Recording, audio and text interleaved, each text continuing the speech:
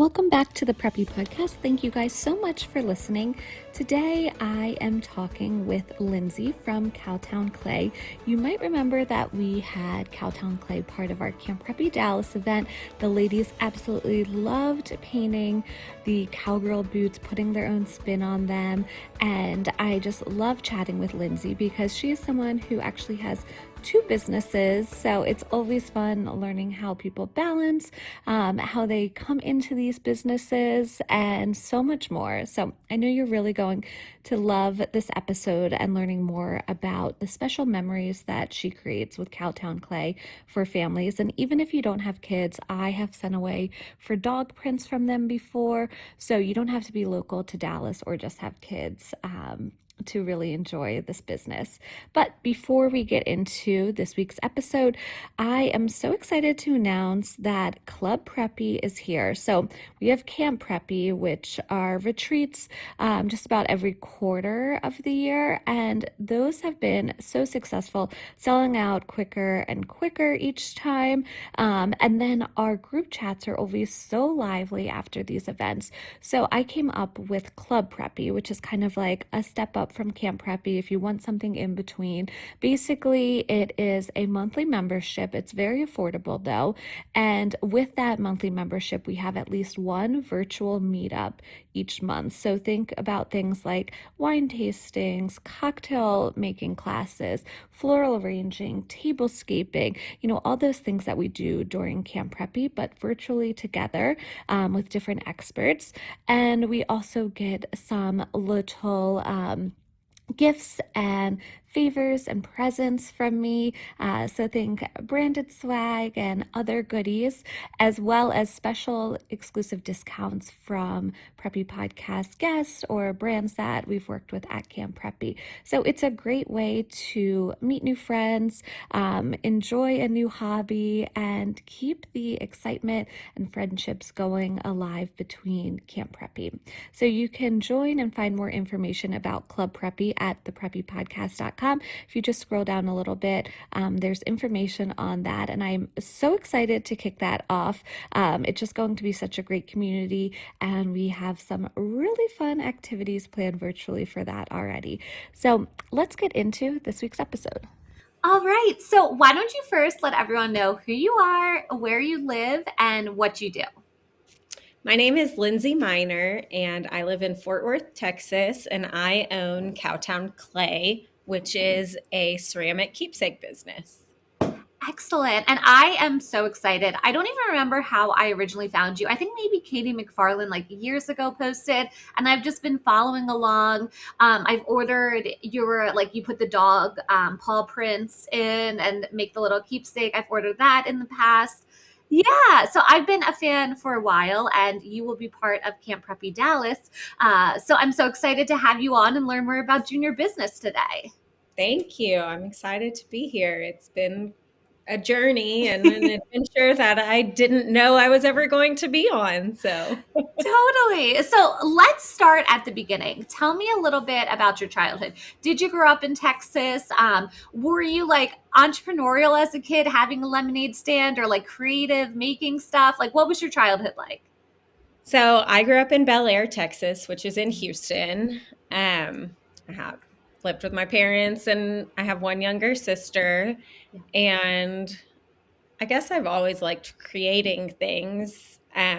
But my goal in life was never to be a small business owner. And here I am with two of them. I'm actually a dentist also, and I own my own practice and practice 4 days a week there. So yeah, this started off as just like a little side gig because I like arts and crafts, and there wasn't anything like it in Fort Worth.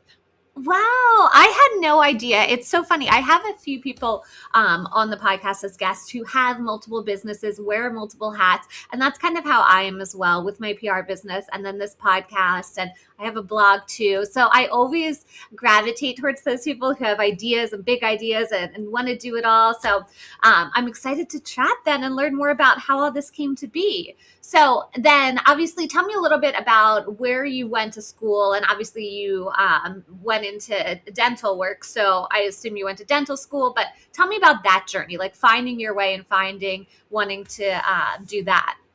Yeah, so I went to TCU, which is Texas Christian University in Fort Worth.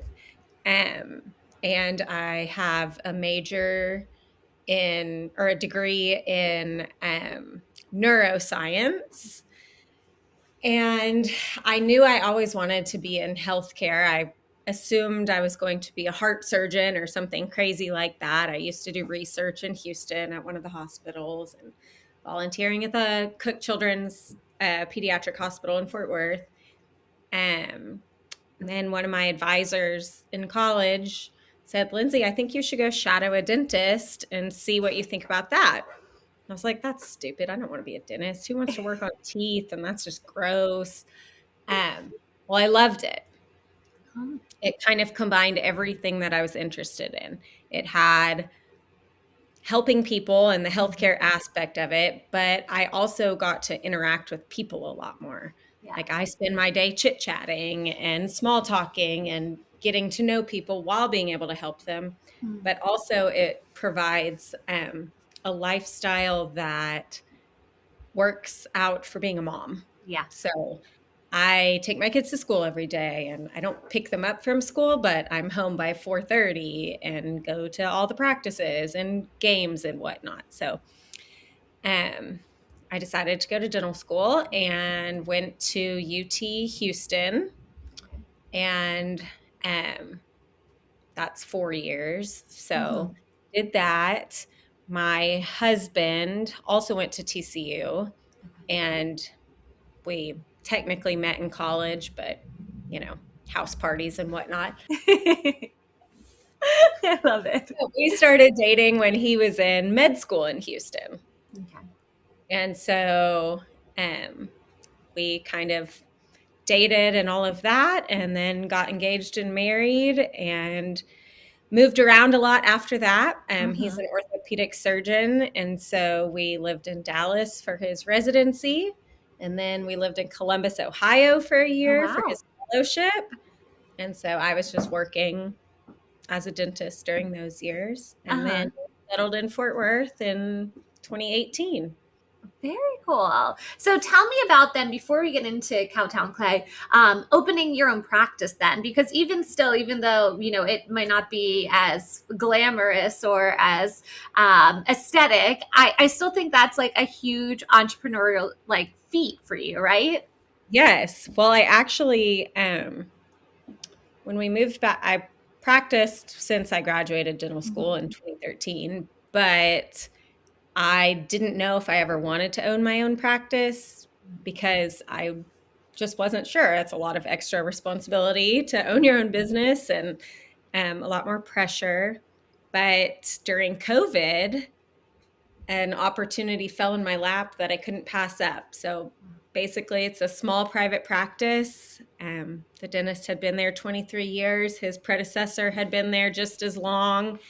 And it's around the corner from my house in my I drive past it to go to school, and then it's right there on the way home. And it was too good to pass up. So I bought that in 2020 after Clay. So Oh my gosh, that's so funny. Well, it sounds like, in part of your journey, it happened that a little bit of luck and people sort of guiding you into the right place, right?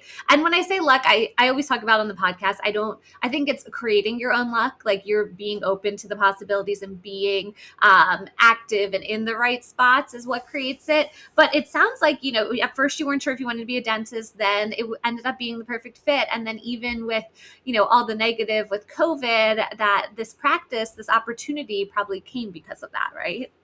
yeah, the oral surgeon that I always referred to said, hey, Lindsay, there's this practice. I really think you should meet the owner and see about buying it. I was like, oh, I don't know. He goes, just come on, let's go to lunch and we'll meet him. Yeah. So about an hour before, he said, just FYI, it's my dad. So I'm his dad's practice, and it has been the biggest blessing. My staff is amazing. Two of them actually also work for Cowtown Clay. So that's kind of a fun little we do it all there. Yes. Okay. So now Cowtown Clay, tell me how this came to be. It sounds like you were looking for a creative place to create and make and didn't find that. So, So it really started when we moved back to Fort Worth. mhm. I ended up buying a house next door to my high school best friend Love that. from Houston. Now Yeah. we are next door neighbors in Fort Worth. And we were out on a walk one day, and she said, "Hey, there's this place that I took my kids, but it's an hour away. And would you want to buy a kiln and start a business?" And I was like, "What? Okay. I mean, I like arts and crafts. Sure, why not? What's the harm?" So we did a bunch of research and bought a kiln and started Cowtown Clay 7 years ago this month. Wow. And it really became something that, one, I had no idea that I needed, Mhm. but something that Fort Worth needed. Yeah. There was no business like this here. There's one in Dallas and, suburbs and whatnot, but Mhm. not in Fort Worth. And um, it just became, I used to call it my Tuesday, Thursday hobby because those were the days that I wasn't working Yeah. as a dentist. And now it's turned into a second full-time job. Definitely. So before that, then it's not like you had made stuff with clay before, or were an expert with clay. It kind of Oh just, gosh, no. yeah. So it was No, learning this is all along the trial by way. error. I mean, I Okay. did whatever pottery I did as a fourth grader and, Yeah. all that type of stuff. But no, this was all trial and error. Didn't know how a kiln worked, didn't even know how you said that. Yeah. I mean, yeah. So what was that process then like from getting the kiln and creating a business? Like how did that work? Like what was the thought process? What were sort of the steps? Like did you create a website? Did you have to find a space to kind of nurture this community? Like what did that look like? So we worked out of our garages. So we bought a kiln and installed it in my garage. We'd have a electrician come out and put the special plug in and all of that.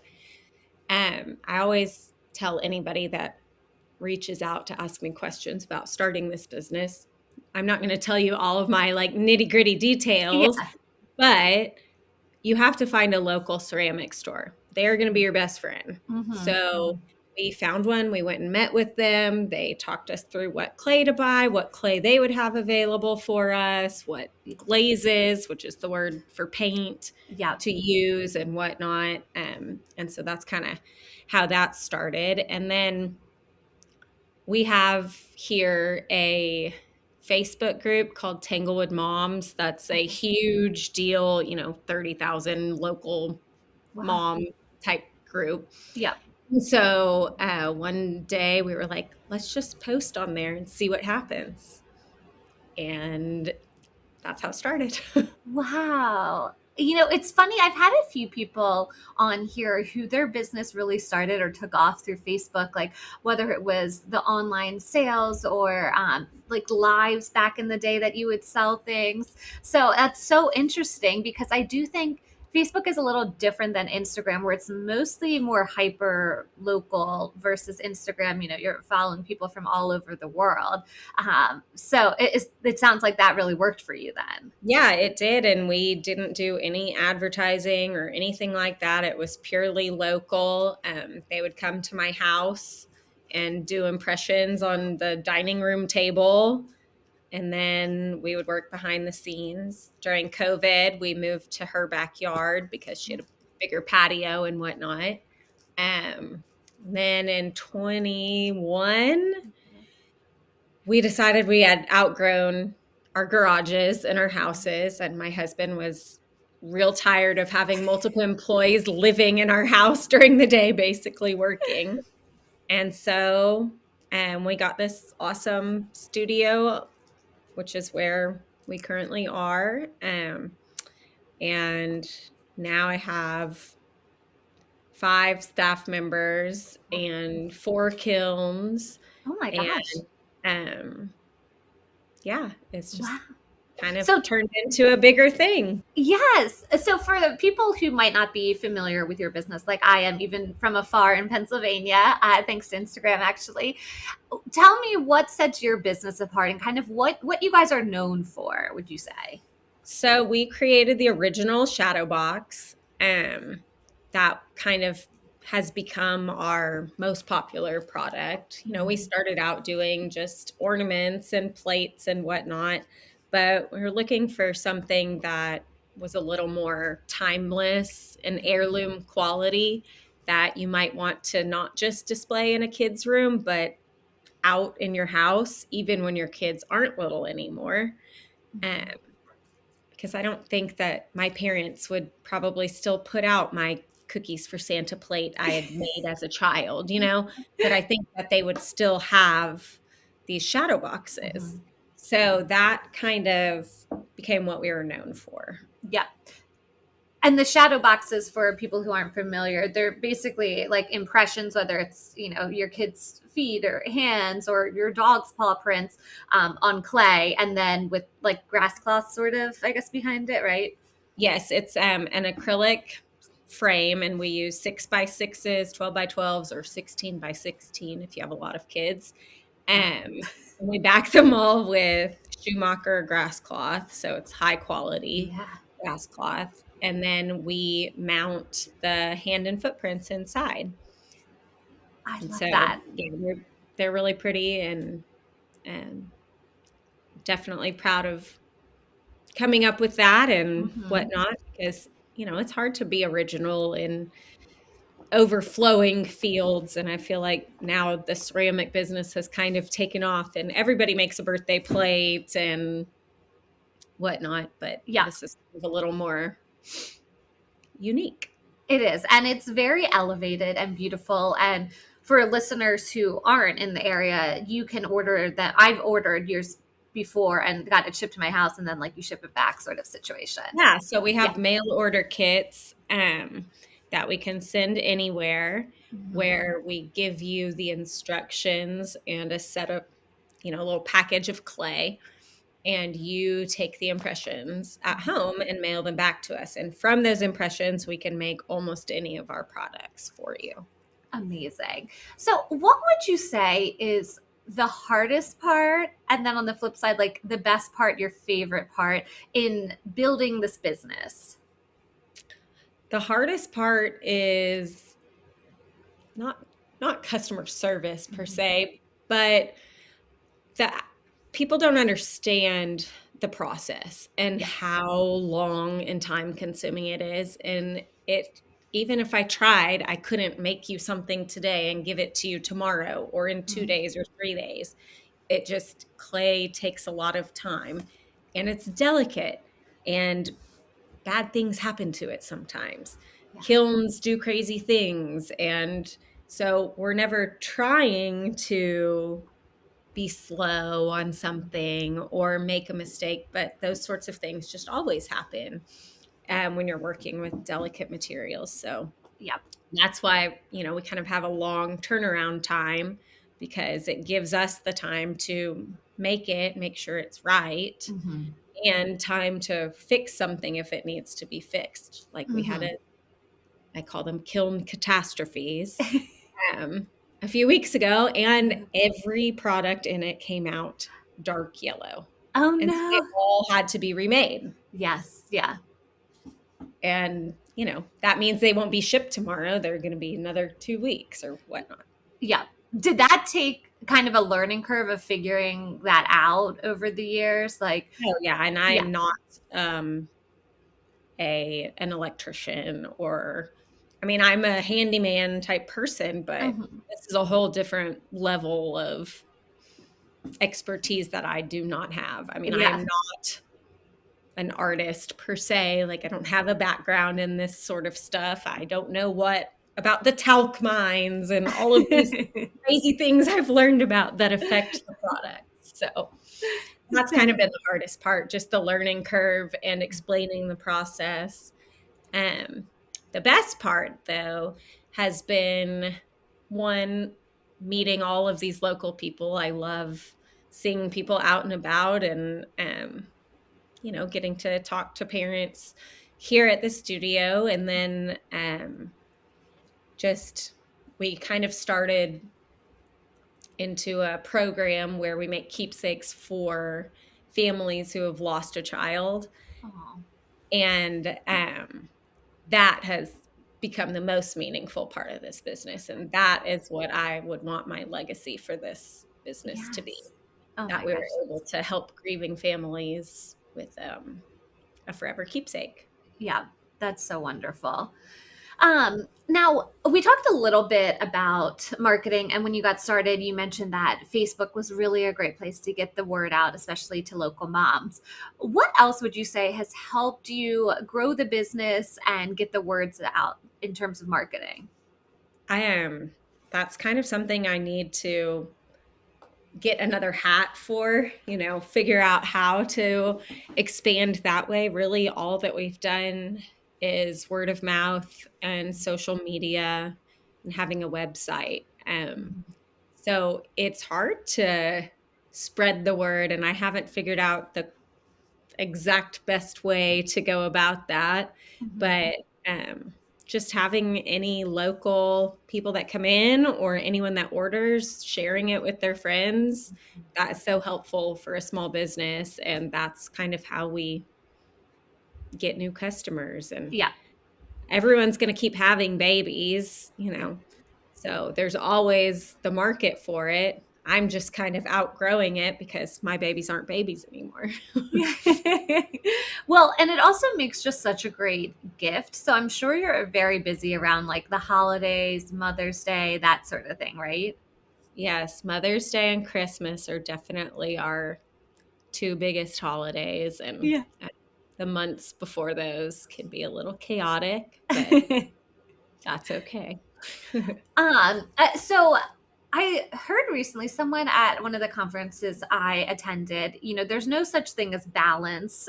We always hear these days, like a few years ago, people would try to find that balance, and we realized it doesn't really exist. It's more like realignment, like figuring out what aligns with your life at the moment and what works for you in the state you're in right now. So having two different businesses, like how do you like balance, but I don't want to say balance because we just talked about how there's no balance, but like do you have any tips on running two simultaneous businesses with a team, with your family, like any tips around that, or how do you stay organized? Oh gosh. Don't. Yeah. I mean, I am such a type A person. I used to be so organized. Like I told you before we even started, I just reread your email for this. I should have prepared better, things like that. I am not as on top of things as I used to be. I'm a paper and pen sort of person. I like Okay. making lists. I Yeah. really like crossing off things on a list. I'm the Yeah. person that will add something to the list just to cross it off. Yeah.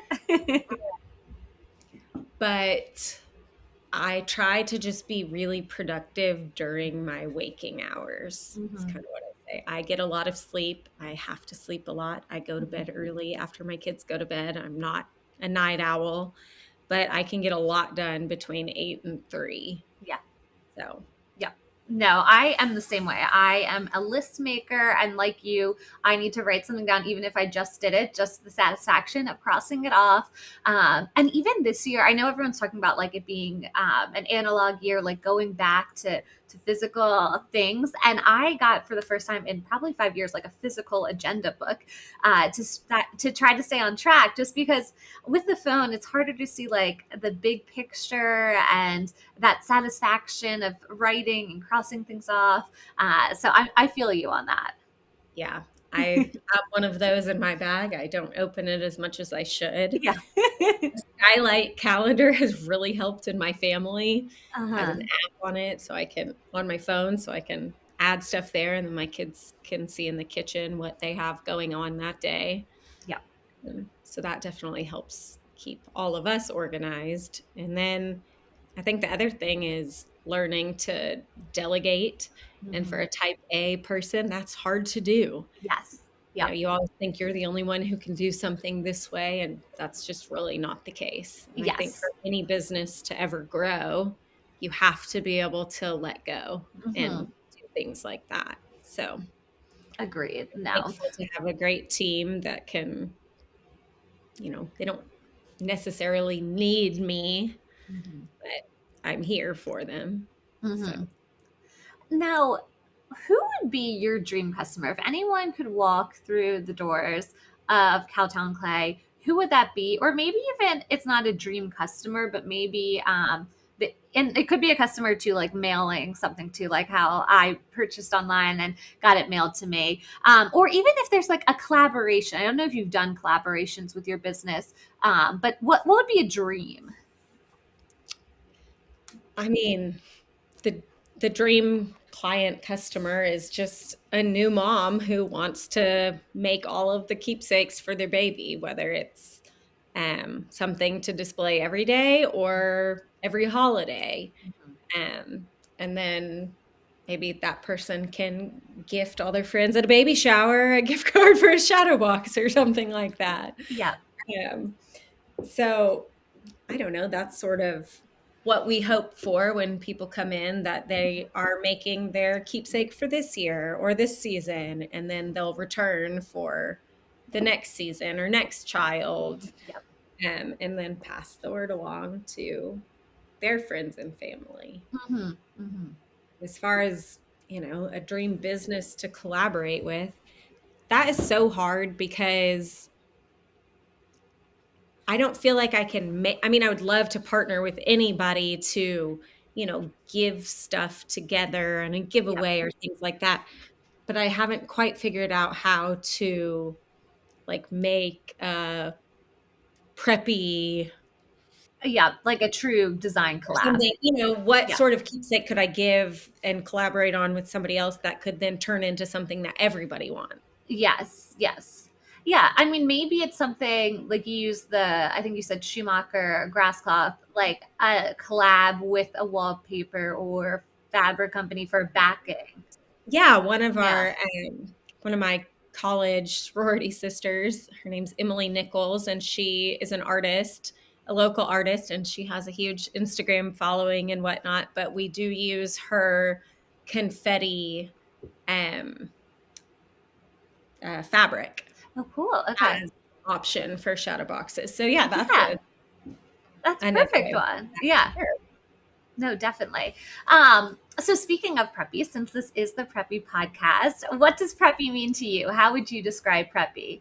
Well, my daughter was extremely jealous today when I said I was going on a preppy podcast. She's like, "That's not fair. I'm preppy, mom. I want to go Oh, on." that's so cute. She's in middle school, so Yeah. um, I mean, I feel like I've always considered myself preppy. Um, I don't know. To me, it's like clean and put together, um, fun and into colors and activities. And I mean, now I would say like the word Love Shack, Fancy Stanleys, and Uh-huh. I'm sure your daughter would all too. the bows. And Yeah, yes, exactly. So, definitely. No, it's certainly colorful and put together, and relates to hobbies and activities, right? So yes, making a stuff at Cowtown Clay or playing mahjong or needlepointing definitely are all part of that. yes. Yeah. What about, is there a resource that you could share with listeners in terms of like a great book you read, a great podcast you listen to, or newsletter you subscribe to, or blog you read, like anything that you could pass along for people to check out? Oh gosh. I'm like the worst person to ask about that because I read lots of books. I've probably read 6 books already this Yeah. year, Oh my but gosh. I couldn't tell you what I read about, and they're nothing educational. Hey, that's fine. But any good books then, like not even educational, just like a good book you've read recently?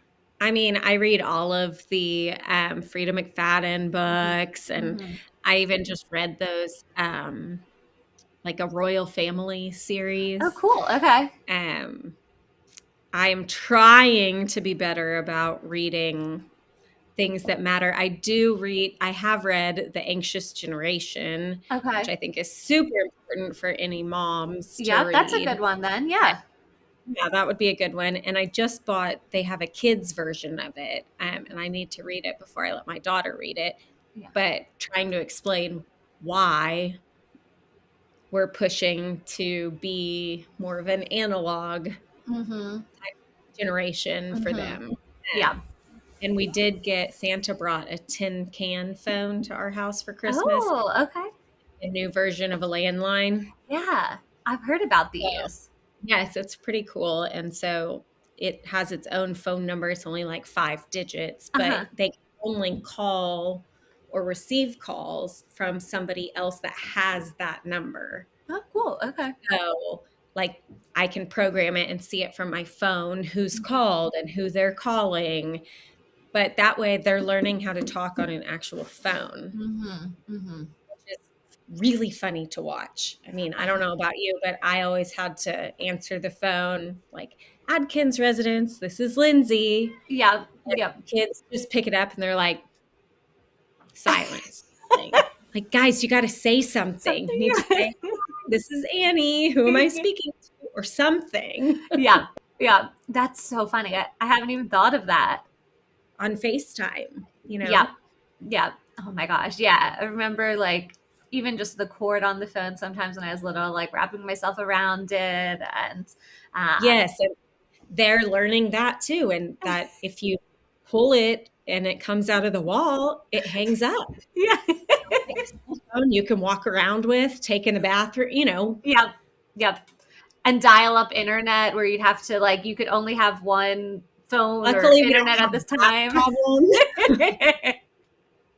But yes. So I think that's the book I'd recommend. Yes, that sounds great. Yeah, definitely. So do you actually read the books or do you listen like audio version? I read, You read. I but I wish I did don't that read more. physical books. I read on my Kindle app on my iPad. Yeah. No, that I need to one of my goals this year is to like physically read because I do a lot of audiobooks nowadays. But I need to physically read now.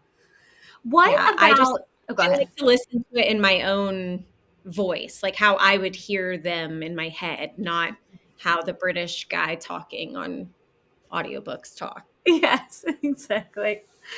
Now if someone was just starting out in their business, or maybe they have a desire to start their own business, being an entrepreneur, what piece of advice would you give them? Or like what piece of advice do you wish you could go back to give yourself when you were just starting out in your businesses?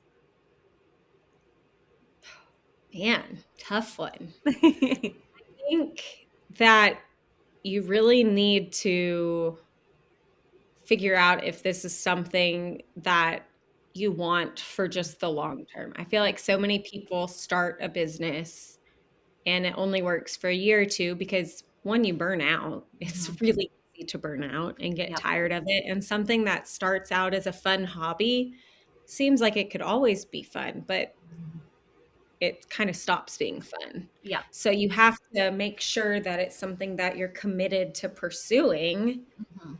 and want to, be a part of 10 years down the road. Mhm. So this is definitely not something I ever thought I would be doing or um, have started or still be a part of, but I'm enjoying it still Yep. and trying to figure out other ways to be meaningful and impactful on other people.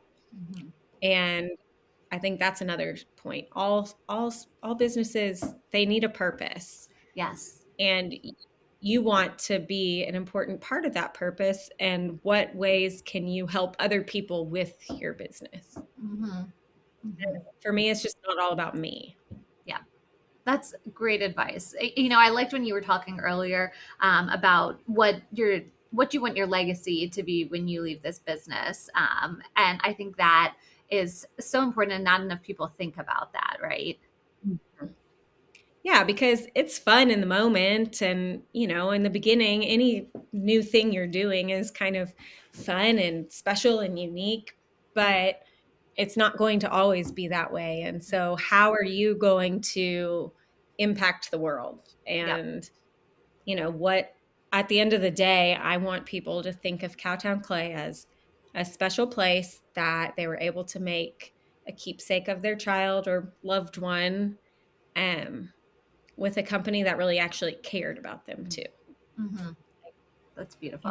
I read all the emails, I read all the messages, I respond to a lot of them too. Like, it's important to me for people to know that we truly care and we want you guys to be happy and we want you to love what we give you. And we want you to, if your friend loses her baby at 28 weeks, we want you to think of us and send us an email so we can overnight you a kit to get Mm-hmm. those impressions, because your friend can't think about that right Yeah. now, but you can. Yes. And so how can we help somebody else have a meaningful impact on other people? Yeah, I love that. That is so beautiful. I feel like that's the perfect way to wrap the podcast. But lastly, any sneak peeks, anything you're working on that you want to plug or promote coming up around, February, March? Oh um gosh Just I getting in need time to for have Mother's some Day? new special products, but I haven't. And if I say it now, then I actually have to follow through with Yeah. it. Just getting in your stuff in time for Mother's Day, right? Stopping in and yes, because that'll be here so quickly. I know our deadline for ordering for Mother's Day is normally in March, so we keep Wow. all these posted. Okay. They're normally like 8 to 10 weeks plus before the holiday, so you have to plan in advance. Mm-hmm. But no, I don't have any. No, well, that's perfect. I mean, that's a timeline to work towards. So, Yes. last, Also happy lastly, oh, go to ahead. share a discount code with Yeah, all of your listeners. Let's do Preppy 15 and we'll get 15% off all products. yay! And does that include online products that you ship to then? Yes. Perfect. Okay, Preppy 15. And then while we're talking about that, share your website URL and social media handles.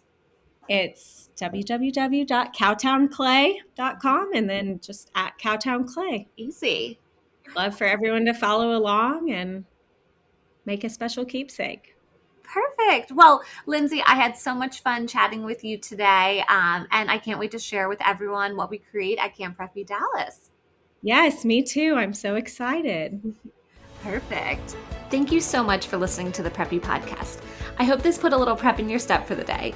Please subscribe, rate, and review on wherever you listen to your podcast, and follow along with @the Preppy Podcast on social media.